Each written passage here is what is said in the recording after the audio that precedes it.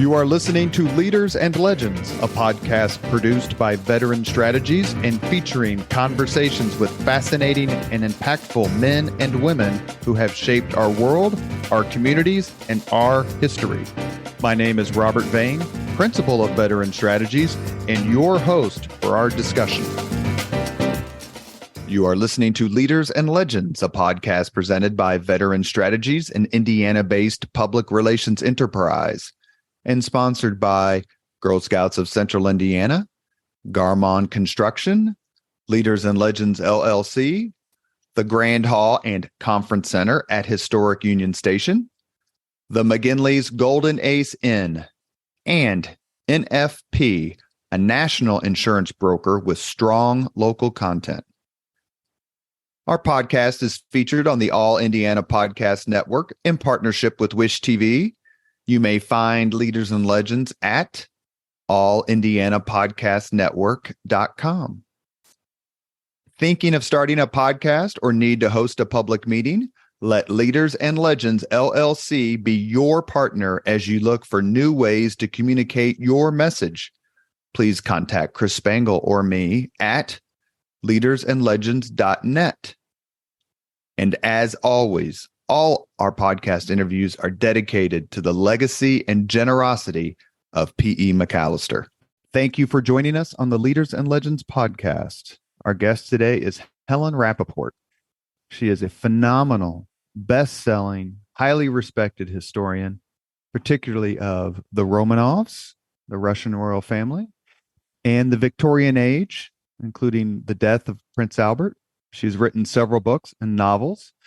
She studied Russian at Leeds University, and she has translated several works from English into Russian. No, the other way around. From Russian into English. Thank you so much. I apologize. I'm not correct. That good. I'm sorry. Today, we are discussing her fantastic book. It's called The Race to Save the Romanovs: The Truth Behind the Secret Plans to Rescue the Russian Imperial Family. Helen, thank you so much for coming on the podcast. You're very welcome. It's good to chat. So we could spend 50 podcasts talking about the Romanovs and the Russian Revolution and the relationship to all the other royal families. My favorite line, one of my favorite lines is Bismarck's when he called Germany the stud farm of Europe. Yeah. Wasn't sure if it was a compliment, but we'll take it as such. But I decided to read this book because I was fascinated. I had read a biography of George V, the one by Jane Ridley. Yeah. And that her treatment of this was very strong, and it got me interested in it. I read your book. I really honestly couldn't put it down. It's one of those books or events in history, and the way you wrote it was so, you can tell novels were part of your curriculum vitae. No, I'm not a novelist, though, Robert. No. I'm talking about reading them and weaving them into your sense of history, because the way you tell the story, you make the reader think that it's going to end differently than it does. I wish.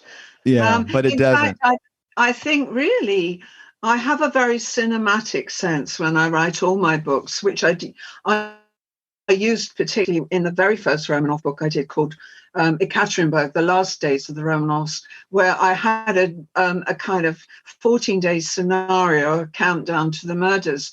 And I think that comes from years and years ago, having been an actor and being aware of what's dramatic and how to juxtapose scenes. And I do kind of think filmically when I write my books, because my primary objective always is that the reader should not be bored, that they should be engaged, that you should keep it interesting. You shouldn't get sidelined with lots of turgid, boring facts. Well, as I said, the story, the ending of the story is well known, but the way you told it made me think that, you know what? Someone's going to rescue them and it's going to be okay. And instead it ended just the way we thought it would, or we knew it would, I should say. Let's give a little bit of background for the audience. Nicholas II is the Tsar of all the Russias. He came to the throne relatively prematurely because his father, the imposing Alexander III, is it kidney issues? He Yeah, died. he had developed some kidney disease in his 40s and died very unexpectedly in the autumn of 1894. Not long after Nicholas had just become engaged to Alexander of Hesse. And it was a dreadful shock, of course. I mean, the worst thing for Nicholas was that he was totally unprepared for the throne. He expected his father, by the law of averages, to live another 20 years or so. So he was absolutely thrown in at the deep end. And worst of all, they had to bring his marriage to Alexandra forward. They weren't going to get married till the following year. But because he suddenly became Tsar, they decided, they ought to get married, in order that she could be a support to him as Tsar. So it was all a very, very gloomy business, getting married in a hurry on the tail of a funeral.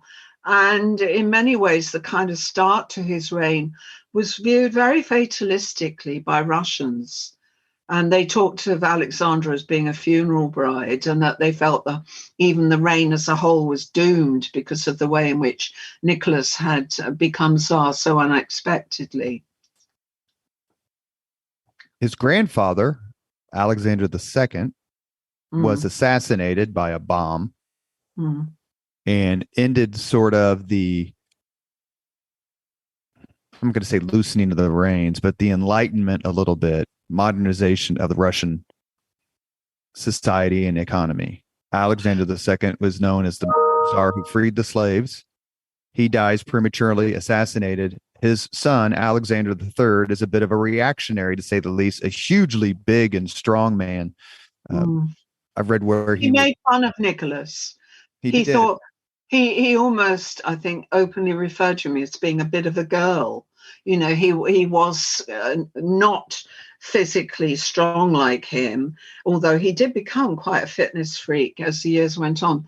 He didn't have that imposing manner, a very authoritarian manner that Alexander III had. So Nicholas had a huge job taking over from a very repressive autocratic Tsar. And there'd been a big backlash during Alexander III's reign to the horrible assassination of Alexander II, who was blown up on the streets of St. Petersburg. Alexander III was known to take fireplace pokers and tie them into knots. That's how strong. There are all these stories about him being sort of huge, giant bear of a man. He certainly was very strong. Nicholas, in his way, actually was quite wiry and physically incredibly fit, because later on in his story, he was a prodigious walker, outdoorsman, loved kayaking and riding and cycling with his children, toboggan, you name it. He did a lot of hands-on sporting activity with his children. But of course, the counter to all that was he was a dreadful chain smoker. In fact, they all were. All the women as well, were appallingly heavy smokers. Nicholas II comes to the throne, I believe, in 1894. It's a troubled throne. 1905, the Russians shockingly lose to the Japanese in the Russo-Japanese War. That's a bit of a backlash. They want the society loosened. They want it more modern. Nicholas, would you say that he wanted to do a lot of the things that, quote unquote, the people wanted, or he just wasn't able to overcome the bureaucracy? I think Nicholas's problem was he was terrified of change and reform. And the only way he could deal with being Tsar, because he was rather an unimaginative ruler, was to just take over lock, stock and barrel everything that was done in the way his father had done it. So no concessions to reform and modernization, although economically and industrially, Russia was modernizing and moving forward. But in terms of constitutional reform and loosening the reins of power and allowing a proper constitutional monarchy, he was terrified and he dug in his heels. But when there were these big protest marches in the winter of 1905, after the debacle the terrible debacle of the Russo-Japanese War, which should have been won in a few months and was an absolute disaster. There were these protests, and, Cossacks notoriously fired on unarmed protesters. And there was a massive clampdown, and Nicholas was told in those uncertain terms, you've got to democratize, you've got to make some concessions, or you're going to have a full-blown revolution. So as a result of the protests, he did concede to the setting up of a state Duma, a state government, which had sort of nominal powers. But every time it sort of spread its wings a bit and tried to push for reform, Nicholas closed it down. There, in the short space of time between the first Duma and the outbreak of the revolution, but there were about 4 Dumas, and each one was shut down by Nicholas when it became, demanded too much change. He was petrified of change. And he also was obsessed, as was his wife, that the monarchy, the autocracy, the traditional Russian imperial autocracy should be passed down to his son as it has been handed down to him, because he had this kind of mystical belief, Mm-hmm. that was inviolable. It had to be passed from czar to czar. And so he resisted change. His wife, in fact, was even more fanatical about preserving all the traditions of the monarchy. And this is, I think, one of the $64,000 questions. So maybe we should upgrade the value of that now. How about we make it worth called a Fabergé question. A Fabergé egg question. Yeah. If he maybe had less pushy wife, if he hadn't been married to a very domineering woman, as Alexandra was, who was even more reactionary than him, he might have been pushed into concessions, because Nicholas was quite malleable. And that's his tragedy, really, because I think if he had conceded to change, if he had allowed the introduction of a constitutional monarchy along the lines of his cousin Edward VII in England, things could have been different. They might have averted revolution. And that's one of the great tragedies, really, because Russia was moving forward, was becoming more of a power, becoming more on a level with Western Europe. People were taking more notice of Russia. It was no longer this dark, sort of Byzantine, obscure place. It was taking its place in the modern world. You mentioned his wife, the Tsarina. She is from Hesse? Hesse by Rhine, which was one of the squillions of German duchies. There were a lot of them. I always get muddled up with them all. But anyway, Hesse by Rhine was a fairly modest duchy.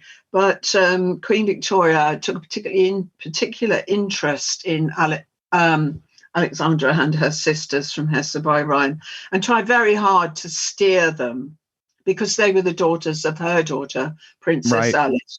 She had married Louis of Hesse by Rhine. Queen Victoria was quite keen on steering these very pretty 4 sisters, and different 4 sisters to my 4 sisters, of course, in the direction of strategic marriages. And she had actually wanted to marry Alexandra off to the Duke of Clarence, who was Bertie, i.e. the Prince of Wales's eldest son, but he unfortunately upped and died of probably pneumonia in, I think, 1892.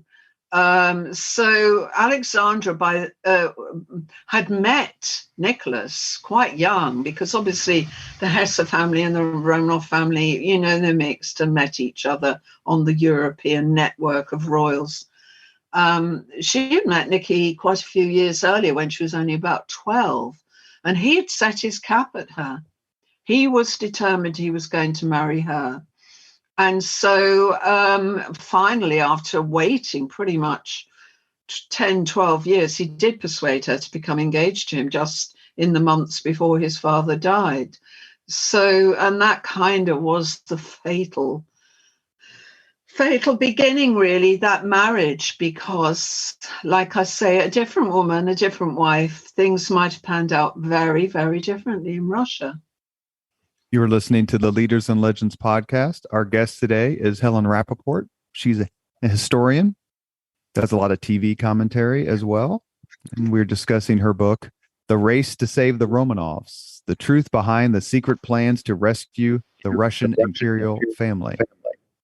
While all this is happening with Nicholas's family life, there's also the greater strategic situation in Europe, where you have two different camps of armed countries hoping that war necessarily doesn't come, but preparing mightily for when the war could come.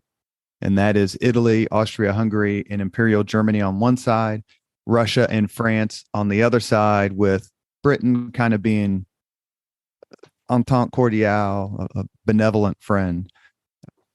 How did the European situation in terms of nation states and industry gearing up for war, how did that affect, as in a short answer as you can, I'm sorry, I know it's a long question, how did that affect? I don't know how I can answer that. I mean, the main thing about the build up to war, first of all, was Nicholas was extraordinarily reluctant to go to war. It was only 10 years on from his disaster of the Russo-Japanese conflict where he'd come out with his fingers burnt really badly, because it had been expected that he would achieve a very quick victory there, and it didn't happen. But he had this entente cordiale with France. He had a lot of loyalty to his British cousins, and a lot of it in the end was down to family connections and family loyalties. But fundamentally, when Nicholas was drawn into the war, initially he did so declaring war on Serbia because of the assassination there of Franz Josef, because it was his duty as Tsar. This is going back to this kind of religious messianic sense of the Tsar's role, which was to protect Slavic peoples. And his duty, he felt quite very seriously, it was his duty to protect the Slavs of Serbia. That's why he initially went into the war. And he was very loyal to the Allied cause, insofar as he was able, despite, the looming threat of revolution in his own country. But of course, the Allies were constantly preoccupied with goings on in Russia in that sense, because they could see the writing was on the wall. They could see the Romanovs were teetering on disaster. And the one thing the Allies, Britain and France, were absolutely obsessed with was, if anything went down in Russia, they had to keep the Russians in the war.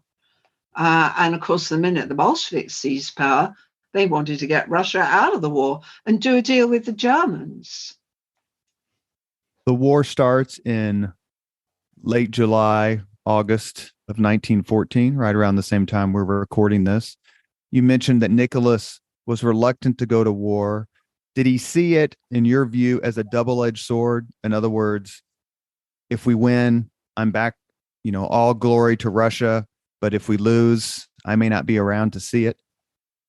I don't honestly know the specifics of it. I'm sorry, I can't really answer that. Basically, Nicholas was a very humane and caring man. He just dreaded the bloodshed of war. He dreaded a major conflict and was totally reluctant to drag Russia into war and all the economic consequences of funding war and relying on, in Russia's case, a largely conscript peasant army who were under-equipped and not very well trained. But did he, ask it a different way, perhaps, do you, in your research, find that either him or a close member of his family knew or suspected that a war on this scale could lead to some sort of revolution? I haven't looked into Nicholas and the war. I'm sorry, I can't really answer that. He made the decision, I think, in 1915 to become commander-in-chief of all the Russian forces. He did that for various reasons, too many to go into here. But by all accounts, it did not go well. do you feel it was that this decision is one of the decisions that put Russia on the road to the Bolshevik Revolution? It was an absolute fatal mistake when Nicholas made the decision to take over command of the armies on the Eastern Front. Firstly, because his uncle, Grand Duke Nikolai Nikolaevich, he was known as Nikolasha, huge, great, tall man, was pretty popular, though he had been accused of incompetence. But the trouble was Nicholas was even less experienced and even more incompetent, and he was just overwhelmed. But the worst of it was when he went off to the Eastern Front, he left his wife in control in Petrograd. And because things were gathering, trouble was gathering, he wasn't getting enough detailed information on the truth of the situation in Petrograd. So when trouble started brewing in the winter of 1917 in February in Petrograd with riots and strikes and various protests, she underplayed it all to him at the front. And in fact, I think in a way, Nicholas was deliberately misled about the severity of the unrest in Petrograd as it then was during the war. If he'd really known what was going on and how desperate the situation was becoming, he would have gone back to Petrograd and taken control of the situation. And again, it's another what if. He might have been able to avert trouble by clamping down hard on the unrest. But Alexandra dismissed it. She thought it was because it was, they were all hungry and fed up, and that once the weather turned really cold, they'd all go back home and sort of shut up. But it didn't happen, of course. And by which time it was too late. In 1917, there are two revolutions. Yeah. Talk to us a little bit, please, about the one that took place, I believe, in March of 17. Well, it depends which calendar you're on. February, if you're on the Russian calendar, yeah, is that right? I mean, it's February and October in the old calendar.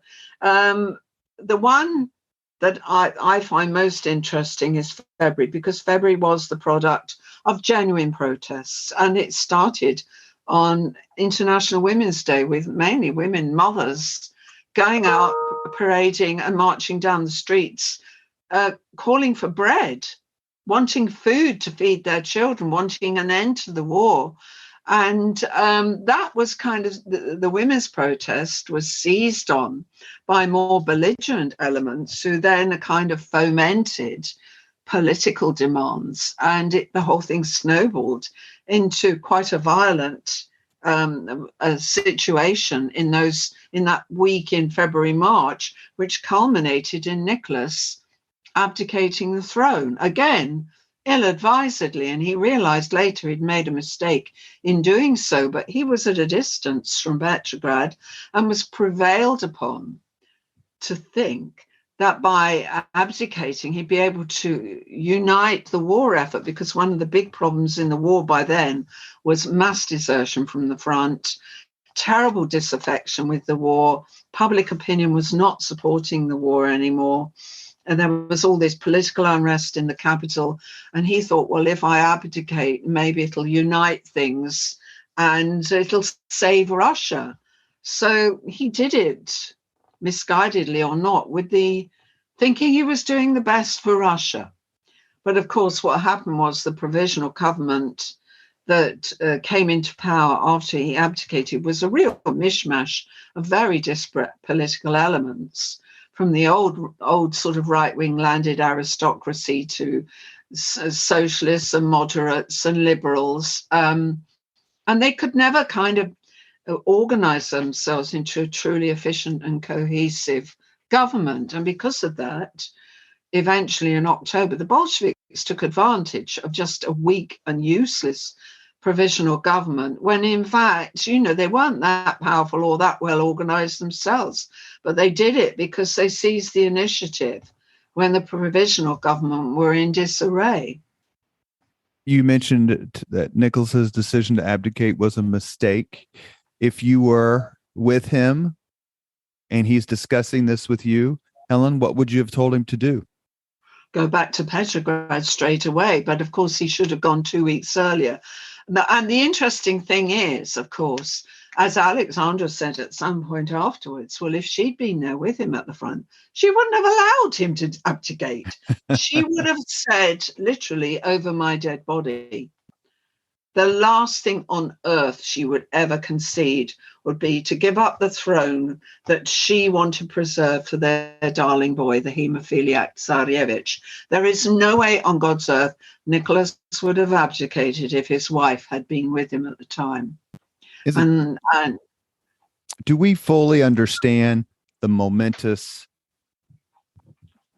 decision this was? I mean, we read in history books about abdications and executions and that sort of thing, whether it's Edward VIII or Louis XVI, the list goes on and on. But for a Russian czar to give up the imperial throne, that is it fair to say unprecedented, or it's such a huge event that in 2023, it's hard to fathom what it meant, how big it was? Well, Nicholas actually never really clung to power, not in the way other Tsars did. He was fundamentally a loving father and fan who didn't really want the job and didn't really enjoy the job, to be honest. He much preferred spending time with his family at home, with his children, and being quite an ordinary bloke. I think George V said it, if I remember. No, the Kaiser said, that's it, years later, that Nicholas would have been perfectly happy to be a country gent growing turnips, a country gent farmer. He wasn't really a power hungry in that way at all. He was burdened down by this dreadful sense of duty and responsibility that the baton had been passed to him by almost an accident of birth, that he'd been born into the job. But he didn't cling to power. I don't think so, no. What happens in between the time of the first revolution, the Kerensky sort of provisional government revolution, and then 6 to 10 months later, the Bolshevik revolution, also in 1917? What is the Romanov family doing in this time period?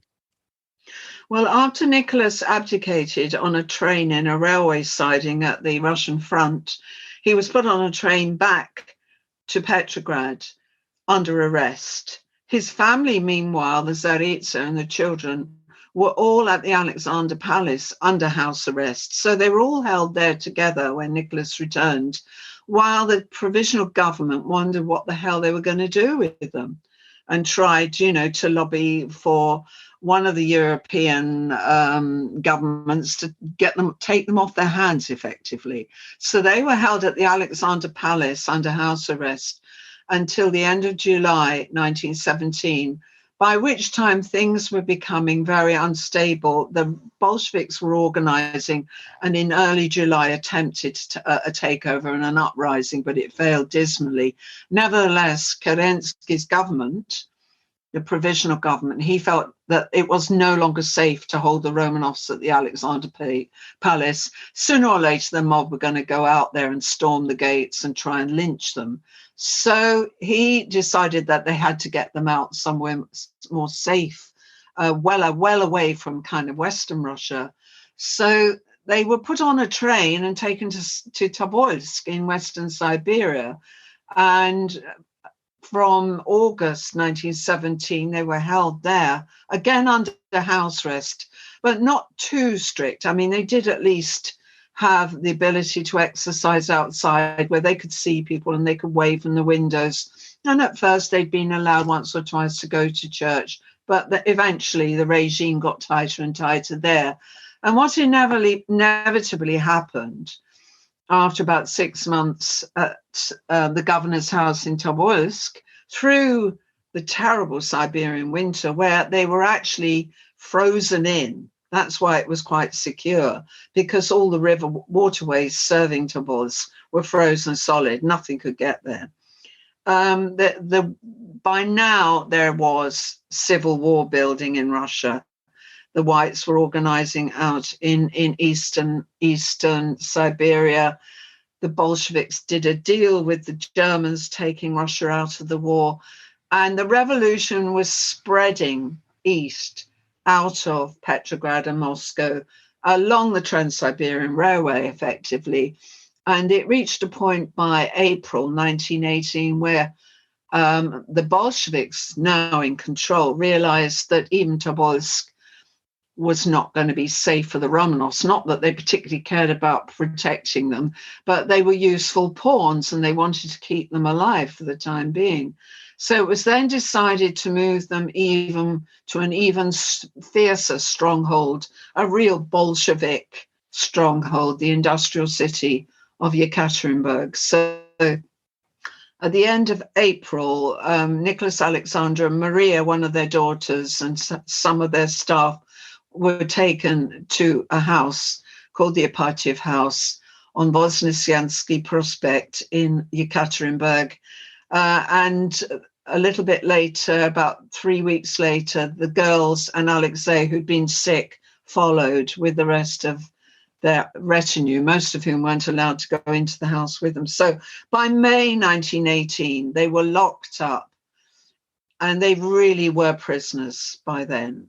They had no real freedom because they were locked up in this house on the first floor of the Apatiev House with a very, very heavy guard, and not allowed any post or any visitors. And they were really cut off from the rest of the world.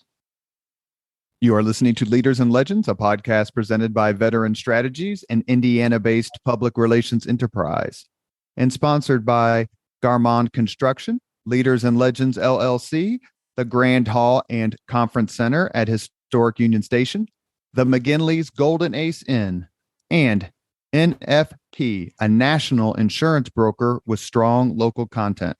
Our guest today is historian, author, translator, Helen Rappaport. We're discussing the Romanov family and her book, The Race to Save the Romanovs. It's a terrific, terrific read, especially if you're into that sort of early 20th century history. The book is called The Race to Save the Romanovs, The Truth Behind the Secret Plans to Rescue the Russian Imperial Family.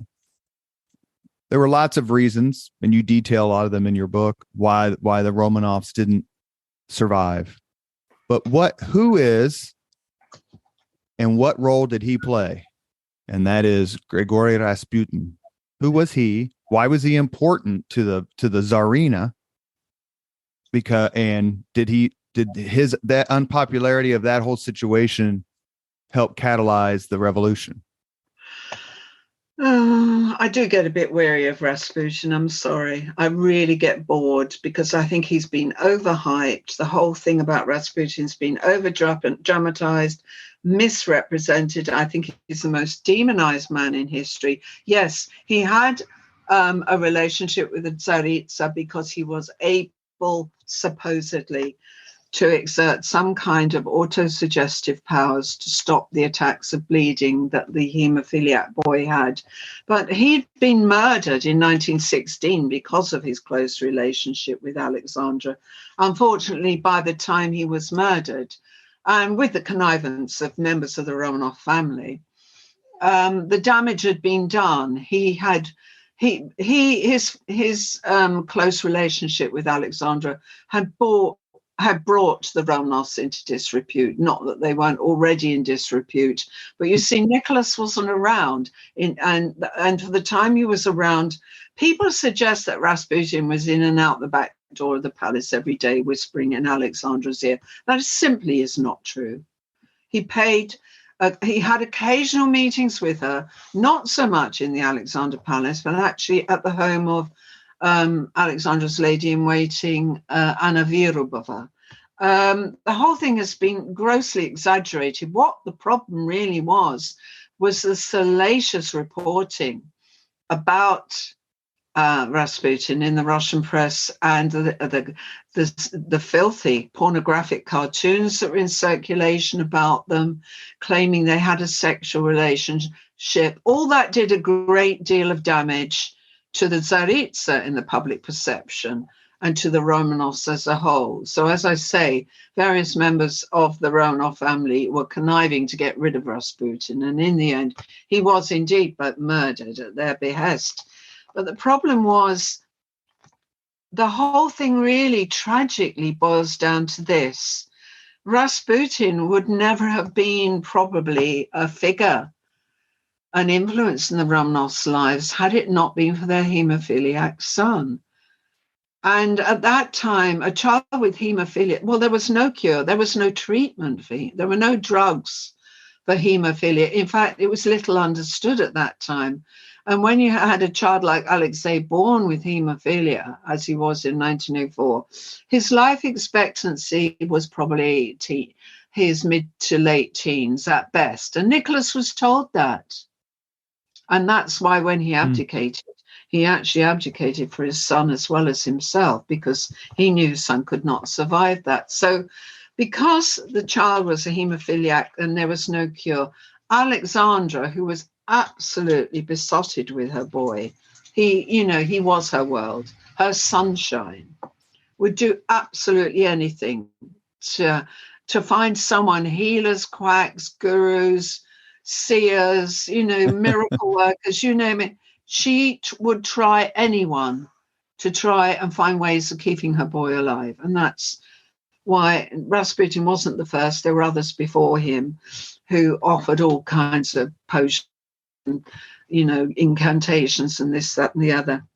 So really, in a nutshell, if Alexei had not been a haemophiliac, Alexandra probably would not have come to rely so closely on him. Because the other thing to remember is it wasn't just what he offered in terms of reassurance and helping to calm her when the boy had these terrible episodes. Nicholas and Alexandra had very few friends and they really trusted no one, but they were deeply religious. And what appealed to them about Rasputin, he was like an old world prophet, a guru.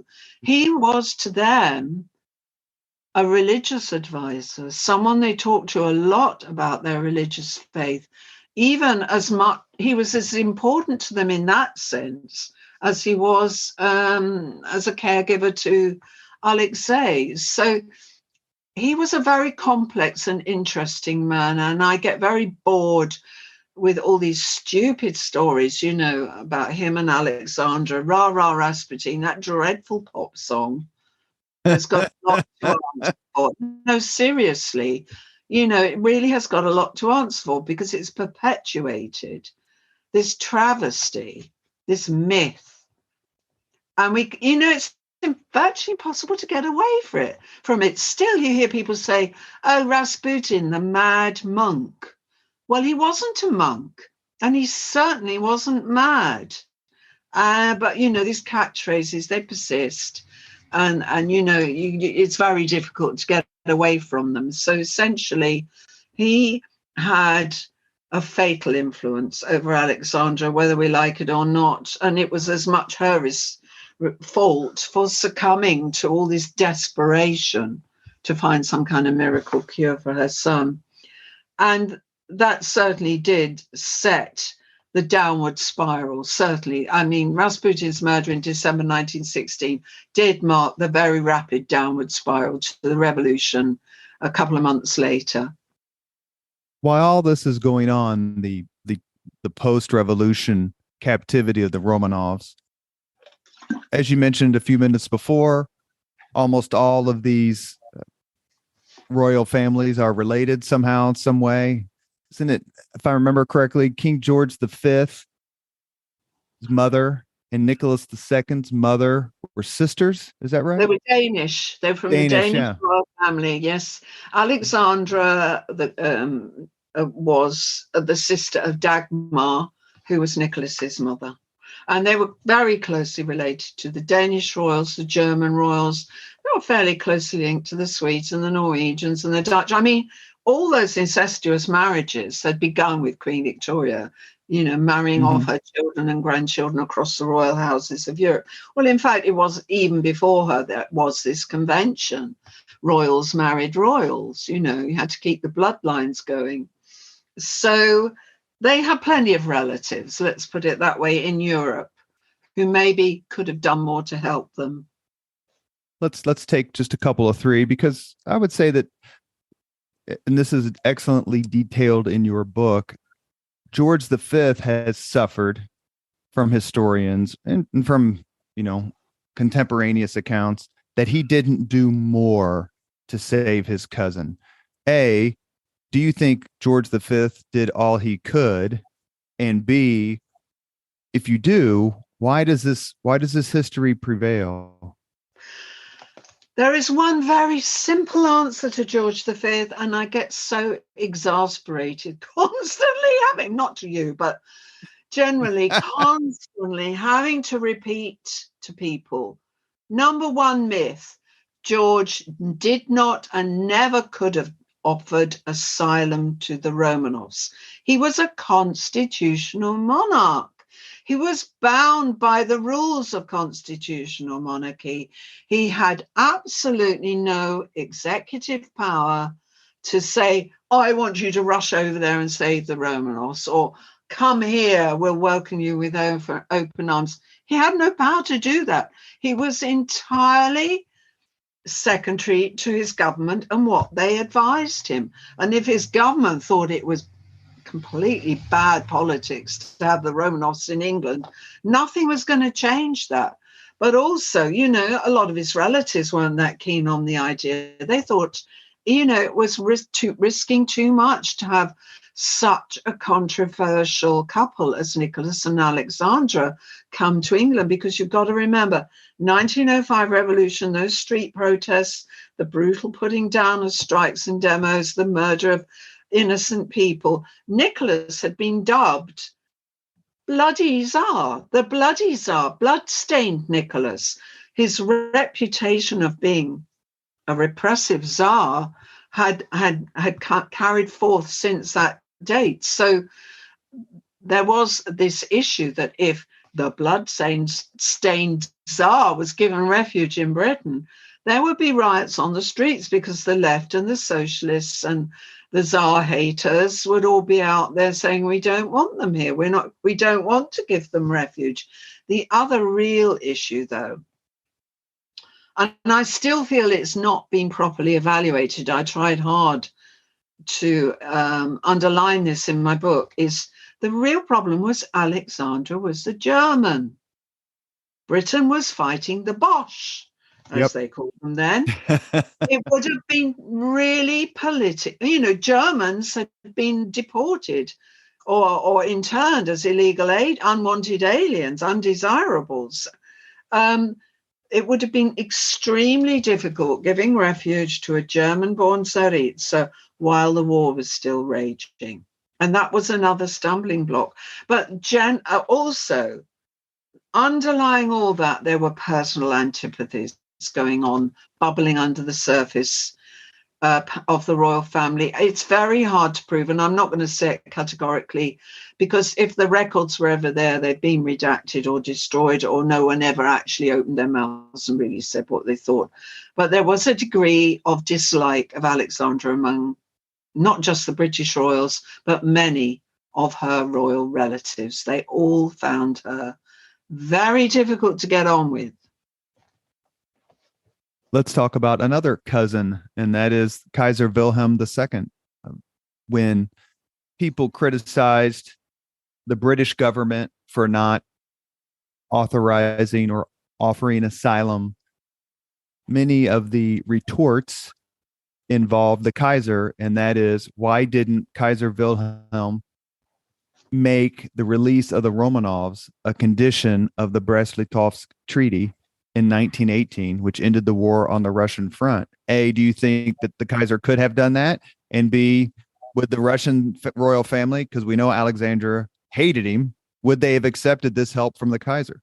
It's absolutely irrelevant what the Kaiser would have done, offered or otherwise, because Alexandra and Nicholas both said, they actually stated when they were under house arrest in Tobolsk, I would rather die than be saved by the Germans.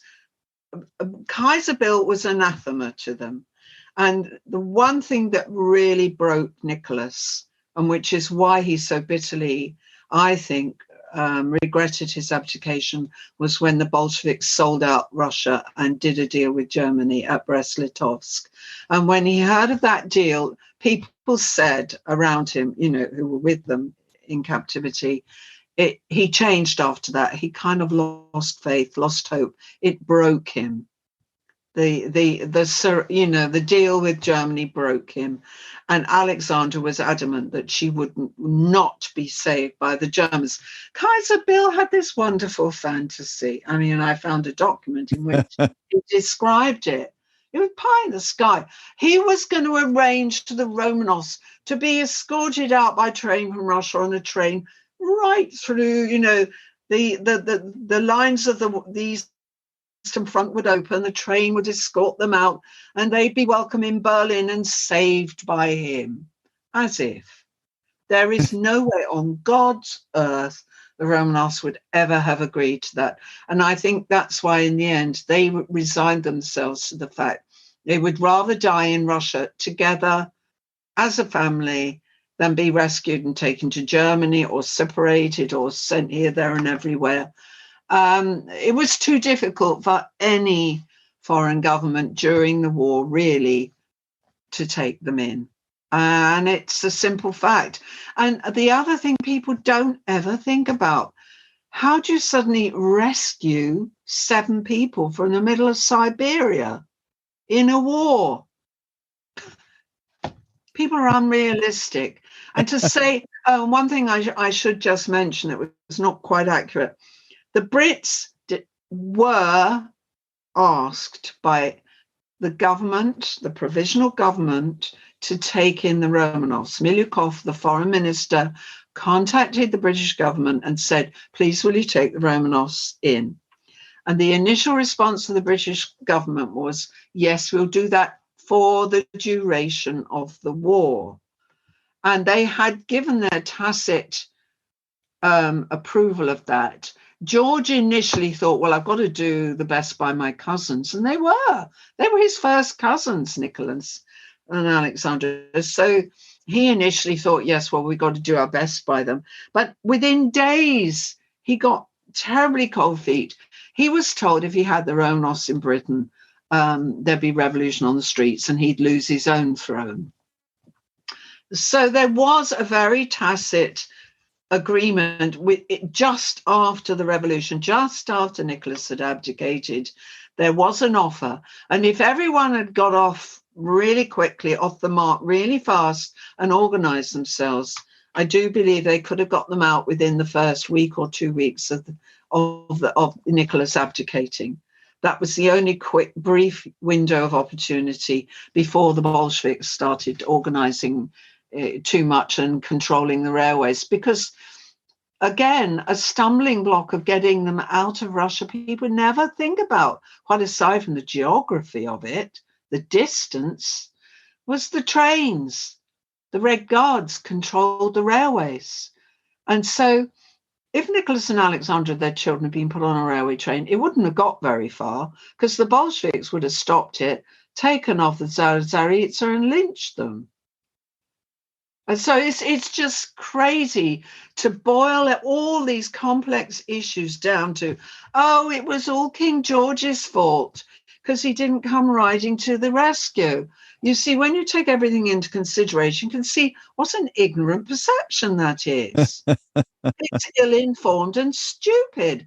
How could King George suddenly demand the personnel, the money, the ships and God knows what, to rush into the middle of Siberia and rescue the Romanovs? It's actually quite daft. The Romanovs lived in, is it Yekaterinburg? Yekaterinburg, yes. For several months. And then... Not very long, from the whole family from May, June to the middle of July, 2.5 months.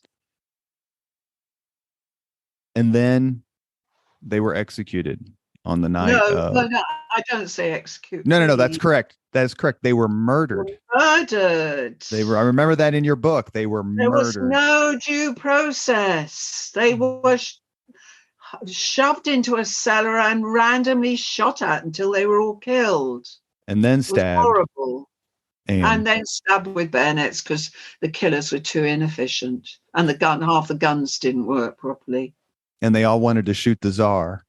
And instead of the whole he family. died first quickly. He was lucky because they'd all been instructed. There were about 7 or 8 killers who were not absolutely certain. They all were told, they were all given an individual target. But when Yurovsky, the commandant, said, right, you're going to die, they all wanted to shoot the Tsar and claim the glories. So Nicholas got shot first and killed immediately, but not the others didn't. And did some servants die as well? They had 3 servants and their devoted doctor with them down in that cellar, and they were all slaughtered as well. The reaction to the murder of the Romanovs, shock, disbelief. Was there some sense that, okay, if they killed the Tsar, okay, they killed the Tsar, but they're not going to kill the kids? But they did kill the kids. And did that make the massacre and the tragedy, did it put it on another level? Well, first of all, you've got to remember when the Romanovs were murdered, Russia by then was in the middle of a civil war. Civil war was raging in Russia. Everyone was exhausted from World War One. Millions had died in the last 4 years. The death of the Tsar was really a footnote as far as many people were concerned. They had kind of expected Nicholas to pay the price. And so when the word got out that Nicholas had died, I think people accepted probably that the Tsarevich would have been killed as well as heir to the throne. But what no one could believe, and it took a long time for the truth to come out, was that the Bolsheviks really would murder those girls, the 4 sisters, 4 lovely girls.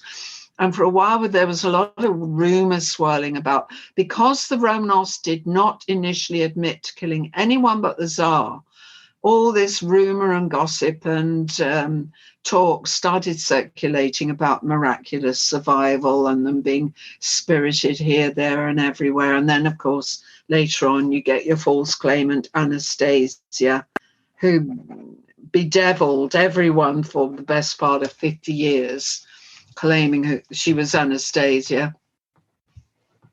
So there was a lot of confusion at the time of the murders, and the Bolsheviks never really came clean about it for many, many years. And it's a classic example of fake news. They let people run around with all this fake news and disinformation and confusion, and it muddied the waters about their actual responsibility for having killed them all.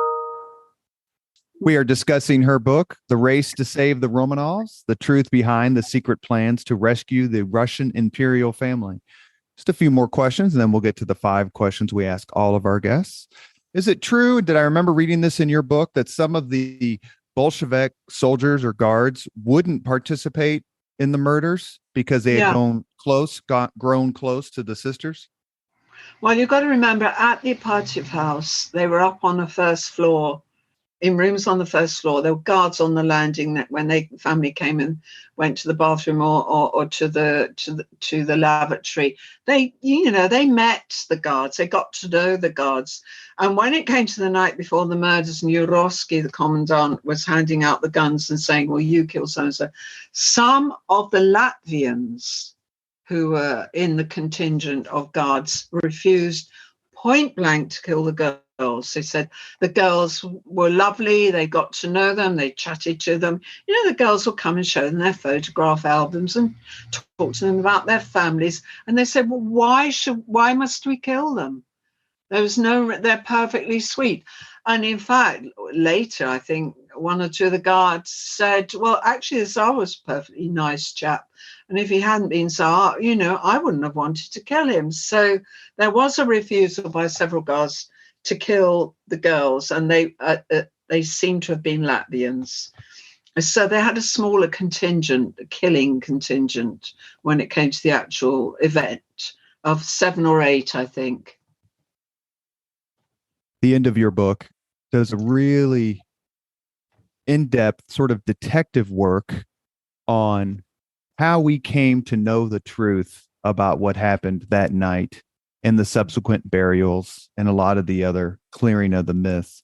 As a historian, was that one of your favorite parts to write of the book? Is like, this is how we figured it out, or at least figured out everything we know now? There's still a lot of discussion and controversy about the precise order of events on that night, because it was very chaotic, and a lot of kind of slightly conflicting eyewitness reports came out in a trickle for many years afterwards. So, yeah, I tried my very hardest to get to grips with what really happened in that cellar. But in a way, I was much more interested in all the buck passing that went on among the royals of Europe, because I think, they didn't do enough.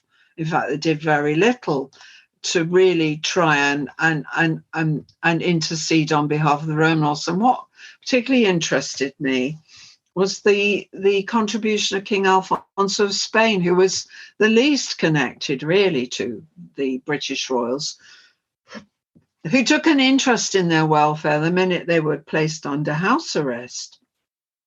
And even after they'd been murdered and before the news got out, he was making appeals to the Vatican to intercede and try and save them. So there were lots and lots of aspects of the book that really, really challenged me and interested me. But my main feeling was that people didn't stop to explore all the extenuating circumstances surrounding the whole problem of getting them out.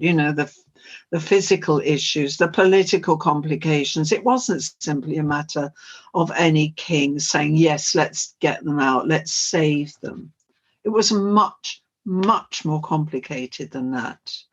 Is this a story with more victims than heroes? Well, as such, there aren't many heroes in it, are there? Except, one of the heroes, actually, I've just been writing about, and his little son, really, and that's Thomas Preston, the British consul in Ekaterinburg, who spent the 3 months the Romanovs were held there, constantly, daily going to the Euro-Regional Soviet and trying to intercede on their behalf, demanding to know how they were being treated, trying to help them, and met a complete, brick wall with the Bolsheviks. So the other unquantifiable, the one thing that really I could never quite get to grips with, and no one has, was there, and I think there might have been a last-ditch attempt, not an attempt even, but a plan to try and go in and save them in the spring of 1918 when they were in Ekaterinburg, when word filtered out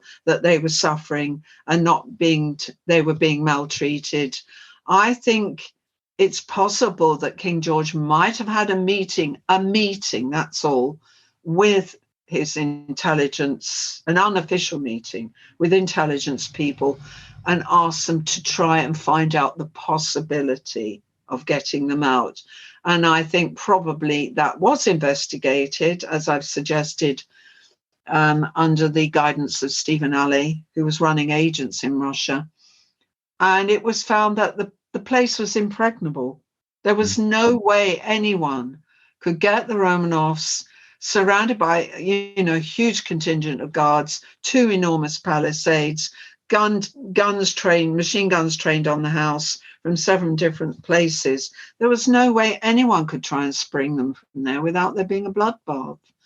And so I think there might have been a possible discussion of a rescue, but it was never, ever a viable option. Like I say, the only time they could have got them out is when they were at Alexander Palace just after Nicholas got back from the front. Your book calls the death of the Romanovs, let's say Nicholas for sure, a murder. Assuming that, putting the kids aside, because they didn't do anything wrong, which is a point that the guards made at the time, right? They didn't do anything. Assuming that Nicholas and Alexandra did not deserve to be murdered. In your view, did they deserve a trial, and did their actions merit execution? Oh, gosh, that's a huge question I can't really answer, except to say that Nicholas was expecting to be taken back to Moscow to be put on trial, and possibly Alexandra with him. He was aware that the writing was on the wall for him and that he may pay the ultimate price. Although I don't think he ever discussed it with his family, in captivity. It would have upset them all too much. But I think he was resigned to the fact that his head might roll. And the Bolsheviks certainly had planned initially to take him back to Moscow and have a big show trial. But things got so difficult with the counter-revolution and the Whites and the Civil War. They just couldn't organize it in the end. I think possibly Alexandra would have been put on trial too. And yes, they could well have been executed. I mean, monarchs always do, not always do, but generally pay the price. Look at Louis and Marie Antoinette, they got the chop. But in the French Revolution, of course, they didn't murder their children. Okay, Nicholas and Alexandra may have paid the price like Marie Antoinette and Louis XVI, but the French king's children weren't murdered. And that is the one thing, when I talk to people about it, I think it's the one thing that torments so many people, haunts even the Russians to this day, is that the children were killed. Daughters were beautiful. Maria particularly was the prettiest one to me, but I don't know how these guys, I know they're hardened soldiers or thugs or whatever, but how you could look all of them in the eye and machine gun and then bayonet them. And of course, I should say this one thing. The plan, they killed them in the basement of the house. Initial plan had been to take them out in the forest and kill them there, because I'm afraid the one thing the Red Guards wanted to do was rape the girls. Yeah. And they weren't given that opportunity, thank God. We have reached the point in the Leaders and Legends podcast where we ask the same 5 questions of all of our guests. So Helen Rappaport is following in the footsteps of Gareth Russell and Susanna Lipscomb and Tracy Borman and a whole of your friends. First question. Hello. What was your first job? I couldn't hear that. Sorry, the sound went funny. What was your first job? My first job, employment, like full-time employment. Well, that's quite difficult because I always did odd jobs to fill in between acting when I was an actor. And then later on when I was writing, initially I had to do lots of fill-in jobs, editing, freelance work, writing for part work. So I've done all kinds of jobs. Second question. What was your first concert? What, that I went to? Yes, ma'am. Oh, yes. Oh, this is easy.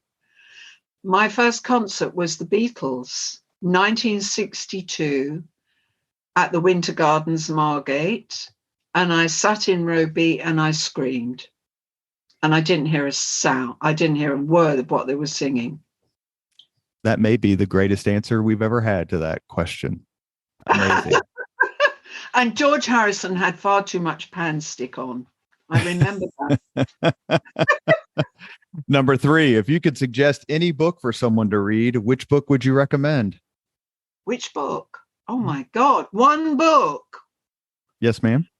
Okay, I'll give you an American book, as most of your listeners will be Americans. Stoner. Do you know Stoner? Oh, God! I don't. I'm sorry. Right. Well, maybe I should give you a different book. It's a cult novel by an American writer, and I can't even remember his name now. Oh, God, this is embarrassing. That's all right. We can move on to the next question. Oh, wait a minute. Let me think of a different book. Have you heard of The Rings of Saturn? You see, my favorite niche books are so obscure. But I don't think anyone. Oh, actually, one of my all-time favorite books. I will backpedal on that. Absolutely, my all-time favorite book, because I grew up in the areas where he lived and worked. Is Dickens' Bleak House. Charles Dickens, the master. Number 4, if you could witness any event in history, be there in person as it happens, Which event would you choose? Oh, crikey. I have no idea. I'm sorry. There's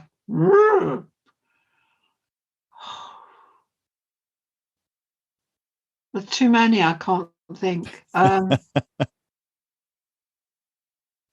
was going to suggest the death of Rasputin, but you've already knocked that one down. No, I'm not interested in it. I think maybe if I think very hard, I'd quite like to have seen Queen Elizabeth and the Armada when she gave that wonderful speech, to the British ships that are going out. What was it? She said, I may be a weak and feeble. I mean, I'm not even a Tudor. You should ask Susanna Lipscomb this, a Tudor historian. But yeah, a great moment, a great dramatic moment like that of a very fine queen. Heart of a king. Number 5, if you could have dinner with anyone living today, 2 hours off the record, just to chat, whom would you choose? Oh, gosh, you should have given me warning of these questions. Well, then we wouldn't have this delightful reaction. You're lucky we don't post the video. You look like you're in pain. I can't think of who would I want to. I don't know. Who do I most admire? Oh, I don't know. I don't know. Paul McCartney? No. Not Paul McCartney. Charles III? George Michael, but he's dead, sadly. I loved George Michael. Adored George Michael. I'm afraid all the people I'd like to have dinner with are dead. George Michael or David Bowie. David Bowie's a great choice. Wouldn't you like to sit down for 2 hours with Vladimir Putin and see what makes him tick? No, I'm not interested in intellectual chit-chat or politicians. Sort of cultural heroes. I worship, or female Joni, who's alive. God bless her. That wonderful concert she did in Newport last year. I've just bought the album. It's fantastic. Who? Joni Mitchell. Oh, Joni Mitchell. Yes. Led Zeppelin are huge fans of Joni Mitchell. Well, no, I think really George Michael. I did absolutely worship George Michael. A great voice, the most wonderful, wonderful lyricist and songwriter. You have been listening to Leaders and Legends, a podcast presented by Veteran Strategies, an Indiana-based public relations enterprise, and sponsored by Garmond Construction, Leaders and Legends LLC, the Grand Hall and Conference Center at Historic Union Station, the McGinley's Golden Ace Inn, and NFP, a national insurance broker with strong local content. As always, all our podcast interviews are dedicated to the legacy and generosity of P.E. McAllister. Our guest today has been Helen Rappaport. She is an author. She's a commentator. We discussed her book today called The Race to Save the Romanovs, the truth behind the secret plans to rescue the Russian imperial family. This book reads like, even though you know the outcome, the way Helen Rappaport writes it, you're just not really sure. It's a terrific book. It's a wonderful, tragic story. Thank you so much for Zooming to us from England. Thank you. It's been fun. I hope my answers to the questions weren't too stupid. Well, no one with an accent like that can sound stupid. Thank you very much. Thank you. Thank you very much for listening to Leaders and Legends, brought to you by Veteran Strategies Incorporated. If you want to contact us about this program or our menu of public relations services, please send us an email at robert@veteranstrategies.com. That's robert@veteranstrategies.com.